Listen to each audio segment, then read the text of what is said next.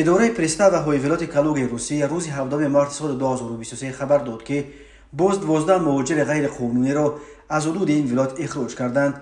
8 نفر آنها از ازبکستان و 4 تن دیگر از تاجیکستان بوده در انتظار دیپورتاسیا شدنشان در بازداشتگاه‌های مهاجران رو به اخراج قرار داشتند. پرستا و این 12 نفر را به فرودگاه‌های شهر مسکو آورده از اینجا به کشورهای زادگاهشان فرستادند.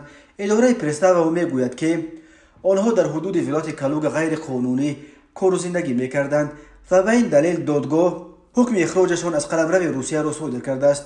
این 12 مهاجر اخراج شده برای 5 سال آینده حقوق عبور مرزهای روسیه را از دست دادند. در پایان ماه ینور سال جاری نیز از همین ولایت کالوگ 12 مهاجر دیگر تاجیک و ازبک را اخراج کرده بودند. یادآور میشویم گوبرناتور وزرای ولایت کالوگ ولادیسلاو شپاش با سیاست آشکارا ضد مهاجران نام برآورده است. در دوره رهبری او مقامات ولایت کالوگ مهاجران را حتی برای قانون شکنی‌های خرد دستگیر و اخراج می‌کنند. در روسیه گوبرناتورها را پرزیدنت تعیین می‌کند.